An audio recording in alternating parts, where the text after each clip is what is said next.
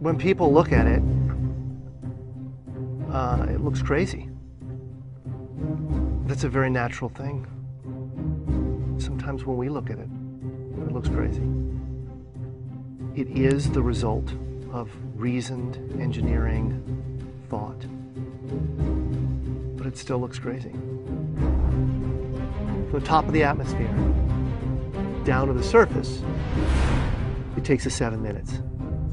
It takes 14 minutes or so for the signal from the spacecraft to make it to Earth. That's how far Mars is away from us. So when we first get word that we've touched the top of the atmosphere, the vehicle has been alive or dead on the surface for at least 7 minutes.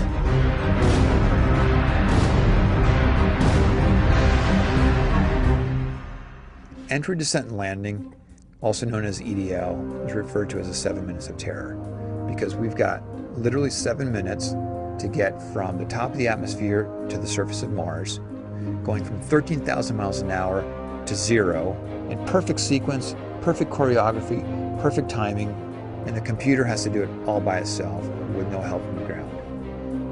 If any one thing doesn't work just right, it's game over.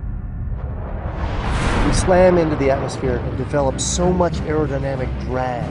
Our heat shield, it heats up and it glows like the surface of the sun. 1,600 degrees.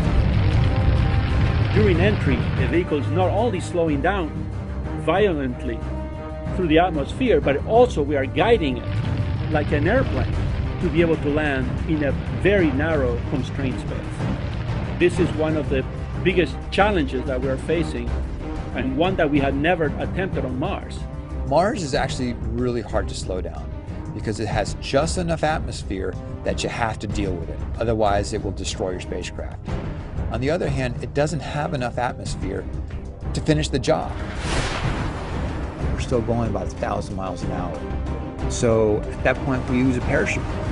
The parachute is the largest and strongest supersonic parachute that we've ever built to date. It has to be able to withstand 65,000 pounds of force, even though the parachute itself only weighs about 100 pounds. When it opens up that fast, it's a neck-snapping 9 Gs. At that point, we have to get that heat shield off. It's like a big lens cap blocking our view of the ground to the radar. The radar has to take just the right altitude and velocity measurements at just the right time, or the rest of the landing sequence won't work. This big, huge parachute that we've got, it'll only slow us down to about 200 miles an hour. And that's not slow enough to land.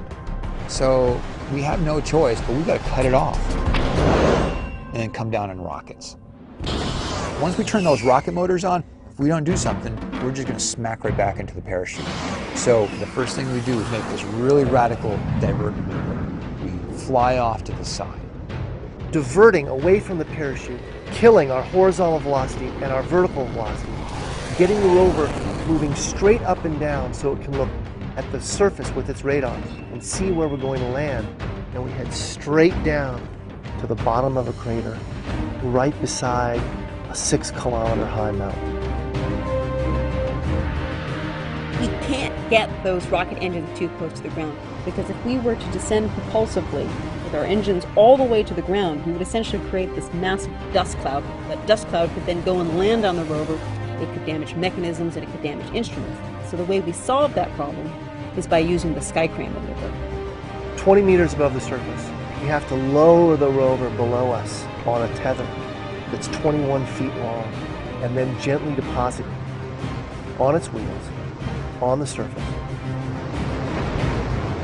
As the rover touches down and is now on the ground, the descent stage is in a collision course with the rover. We must cut the bridle immediately and fly the descent stage to a safe distance from the rover.